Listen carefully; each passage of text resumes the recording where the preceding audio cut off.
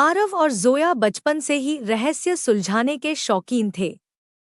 वे अपने मोहल्ले के डिटेक्टिव क्लब के अकेले सदस्य थे, लेकिन उनके कारनामे पूरे स्कूल में मशहूर थे। एक दिन मोहल्ले की बूढ़ी अम्मा ने उन्हें बुलाया और एक पुराना नक्शा थमाया।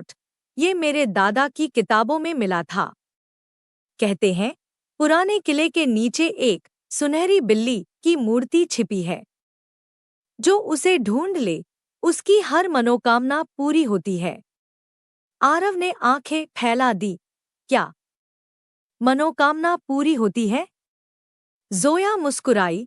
चलो तो सही, हो सकता है मेरी इच्छा पूरी हो जाए। एक पूरा आइसक्रीम पार्लर। अगली सुबह वे दोनों पुराने किले की तरफ निकले। रास्ता सुनसान था, लेकिन उनका जोश कम नहीं हुआ।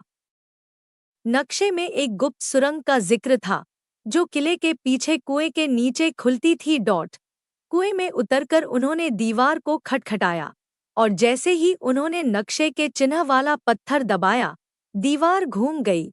एक अंधेरी सुरंग में दोनों रेंगते हुए आगे बढ़े। वहां जाल बिछे थे, कभी जमीन खिसकती, कभी ऊपर से पानी टपकता, तो कभी चमगादड़ उड़ते। जोया बोली, कभी कभी लगता है हम बहुत बहादुर हैं या बहुत बेवकूफ। आखिरकार वे एक छोटे कमरे में पहुंचे। बीच में पत्थर की मेज पर एक छोटी सी सुनहरी बिल्ली की मूर्ति रखी थी, चमकती हुई, जैसे उसमें जान हो। आरव ने जैसे ही मूर्ति छुई, कमरे की दीवारों पर चमकते अक्षर उभर आए। सच्चा इनाम उसे मिलेगा जो इसे किसी और की भलाई में दे। जोया सोच में पड़ गई। फिर बोली, मैं इसे अम्मा को देना चाहती हूँ।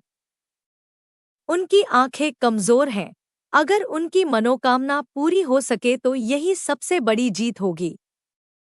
जैसे ही उन्होंने मूर्ति वापस गांव लाकर अम्मा को दी, अगली सुबह चमत्कार हुआ। अम्मा की आंखों की रोशनी लौट आई।